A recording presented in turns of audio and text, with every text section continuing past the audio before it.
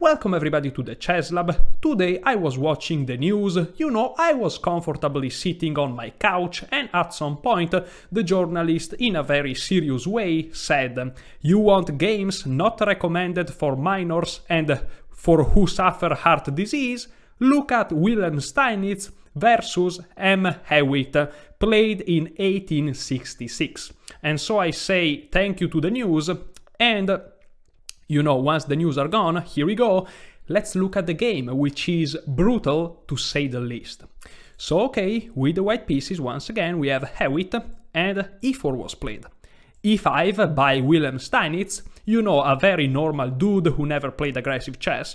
Bishop to c4, and here comes f5. So as you can see, an absolutely normal opening, not compromising the position of the king at all. d3 defending the central pawn, knight to f6 developing the piece, which is a normal move and I'm impressed by that, knight to e2, and here comes bishop to c5. Here, of course, you have the option to castle or to play knight to g3 coherently with knight e2 defending the pawn, but c3 was played, which is a terrible move, and after knight to c6, d4. Knight to c6 is another terrible move, by the way. So okay, d4, and here e takes d4. Now here, in order to equalize the game, all white has to do is to play the most obvious move, which is c takes d4. You are taking towards the center, plus you are attacking a piece. And after bishop to b4 check, knight b to c3, here it's about equal. Knight a takes e4 may be played. This is not a good move. F takes e4 is better, but let's say that knight takes e4 is played, which seems the most challenging. Short castle, knight takes c3, and after knight takes c3, there is a problem for black. This bishop doesn't allow black to castle, and rook to e1 is coming, queen to h5 is coming. This is not good at all. So, previously in the variation there were some better moves, but it's just to show you that c takes d5 is not bad for white at all. But instead of that, knight takes d4 was played, which is absolutely counterintuitive, and now black is just better. But okay, what you gotta do? F takes e4 was played, and now comes bishop to f4. So white is trying to compensate the fact that his positions suck, by developing the pieces. So okay, d5 was played, and the problem is now black is able to keep this pawn and also stop this bishop from controlling the diagonal. And so after bishop to b5, bishop takes d4 was played because, there is a little bit of a threat, so bishop takes d4, and now queen takes d4. And here there is a simple problem, which is black can just castle. And now, the queen is under attack, so bishop takes c6, b takes c6, and here there are many moves that you can play. Knight to d2 is very logical because you are simply completing the development. Short castle is logical, but for some reason white saw this pawn and like a big bull really attracted to, a red, dress moving around, he played queen to a4. Yes, you are attacking the pawn on c6, but buddy, there are possibilities of discoveries on your bishop. Queen h4 may come, your king is in the center, these pawns are ready to roll down, these are not developed pieces, what are you doing? But I guess that's how they played chess back there. So okay, bishop d7 was played. Of course, defending the pawn, threatening discoveries is just a good move. And now again, you can play knight to d2, you can play short castle, but why play logical move when you can play bishop g5? Right? And so bishop g5 was played.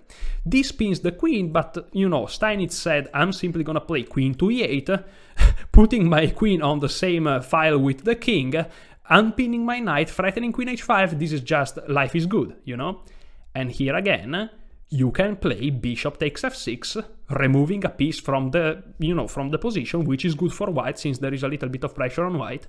Rook takes f6, short castle, and I am not saying that this is a good position for white, this is actually completely lost for white, but at least white is trying, right?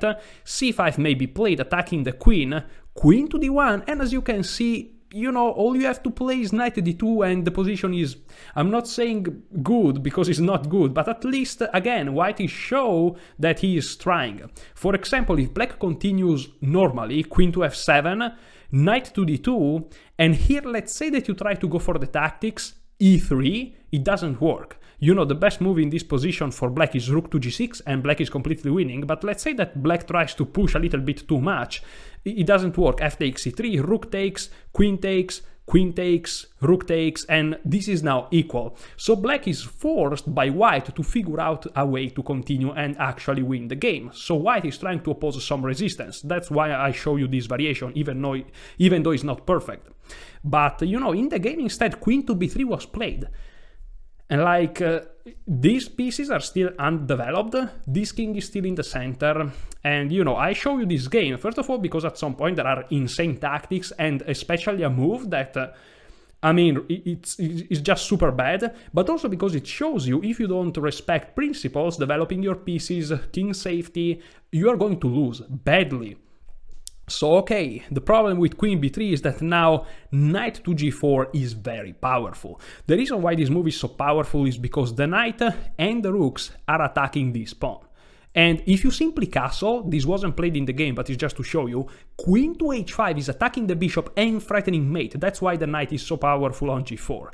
And here, if you play h4, defending both, well, h6 attacks the bishop. If you move the bishop back, queen takes h4, the mate is unstoppable. So you want to play bishop to e7, keep defending the pawn, but now there is queen e5. Such a nasty move, threatening mate and the bishop. And for example, if you play g3 and you think you are fine, it comes a move which is crazy, rook takes f2. This is just so brutal. And the point is, queen takes g3 is threatened, the bishop is threatened, you have to take this rook, but now queen takes g3 check. If you move here or here, knight or queen takes are checkmate, so you want to stop with the rook, but queen e1 is a sneaky checkmate. And this is just very brutal. But the game is much, much, much worse. Really much worse. So okay, bishop h4 was played instead, and now comes e3. So as you can see, black is just rolling down. And here what you want to do is to play f3. You have to allow this super strong passed pawn, but at least you are not allowing black to open up the center, which in this situation, as you can see, is much worse than a passed pawn. It would be completely losing for white once again, but it would be the best option. But here, castle was played. And here there are many good moves, but queen h5 was chosen by Steinitz. Bishop g3 is played, and now comes e2, a very logical move. The pawn reaches a very dangerous destination, and now rook to e1, preventing the pawn from winning the rook and, you know, devastation. And here, guys, comes the crazy tactics, because the game is already very tense, but now really it goes on a whole other level. So feel free to stop the video and find the absolute best move here for black. Meanwhile you do this, I will drink some water. It's not sparkling tea, I'm sorry, but it's water.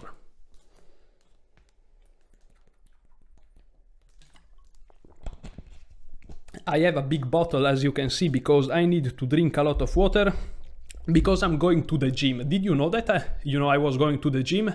You probably didn't, and if you did, that would be very creepy, so hopefully you didn't know it, and I highly recommend it. If you don't go and you have spare time, just go to the gym. It's quite fun.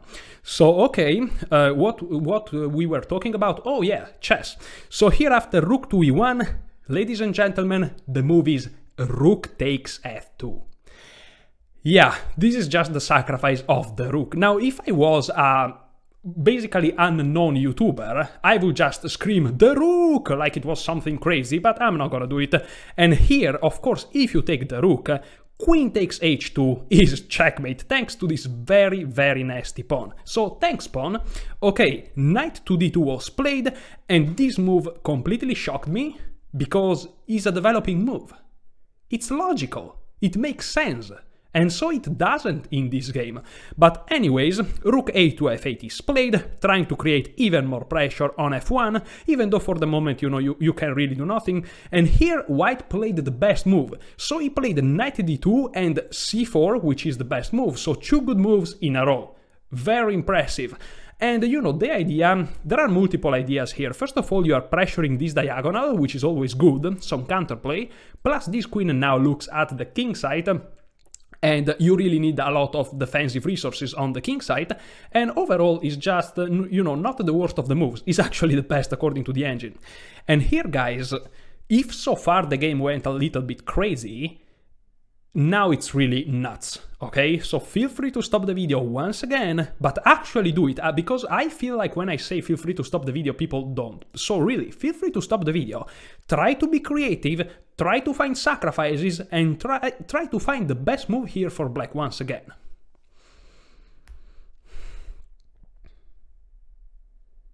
Alright, what an awkward silence, huh? The best move is rook takes g2 check, which is insane. This is just the sacrifice of the rook once again. This is ridiculous. And well, this time you have to accept it actually. Because if you go, for example, to h1, first of all, you are not really brave. That's not that impressive. But also rook takes h2, and you are just over, you are dead.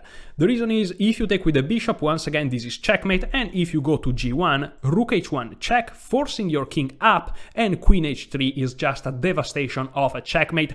Look at all of these pieces. This is, whoa, that's a queen knight, that's weird.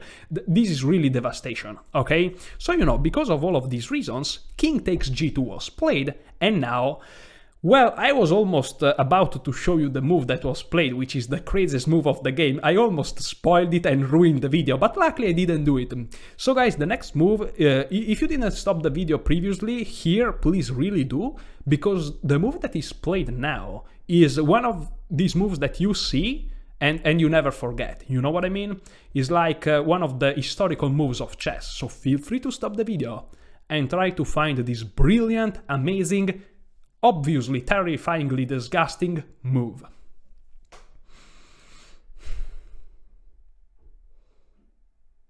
Alright, and the move is, and by the way, before I go, as the news said, if you know you suffer from some disease, especially with your heart, I encourage you not to continue this video. Please, do it for yourself. You know, health is very important, and I don't want you to die. You know, not in this video at least. I hope that, you know, you may die when you are 130 years, you know, surrounded by your family, or while you are in a battle, because that's very cool in my opinion. But not now watching a YouTube video. That's not really impressive. So please don't die. So if you suffer from heart disease, don't keep watching. Okay, I warned you. The move is, are you ready? Queen to h3 check. Yes, this is just the sacrifice of the queen. The king can just take the queen, and that's about it. This is insane. Now, if you go to h1, first of all, again, you are the less brave man in the entire history of the universe, but if you do rook to f2, it's deadly anyways, and here you are threatening check, and if the bishop takes, this is checkmate, and if the king moves, this is checkmate. So you may take you may take the rook, and here queen takes h2 is checkmate anyways, so you don't really want to do that. And so king takes h3 was played, accepting the sacrifice. So what happened is that white is up a billion pieces, and black, well, let's see. Knight e3 check. That's the first move of the combination. The king cannot go back because of the knight. The bishop controls the square. You cannot interpose nothing, so king to h3 is forced. So king to h4 was played, and now knight to g2 check. Again, the bishop beautifully controls this square. This is check from the knight to g2, which is weird, but it works. And here you can go to g5 or h5, it doesn't change. So let's look at the game. King to g5, and here rook to f5 check. So even if you went to h5, you cannot move forward because of the pawns, and here you cannot go back because of the knight. The only move that you can play is king to g4. And if you went to h5, it would be the same. And here comes h5 check. It's lovely when in the crazy combination, pawns help the combination. I find it really cool. And here this is check. You have only one legal move, which is king to h3, attacking the knight. But here you have the beautiful, brilliant rook to f2 check. Not only check, checkmate. The rook discover attack the king and also defends the knight. Such a beautiful game. I really appreciate the news of today. You know, I was very lucky. I was looking the TV on my couch. I was absolutely doing that for sure. Thank you so much for watching. And it sounds a little bit weird saying this, you know, after this crazy game, but enjoy your chess.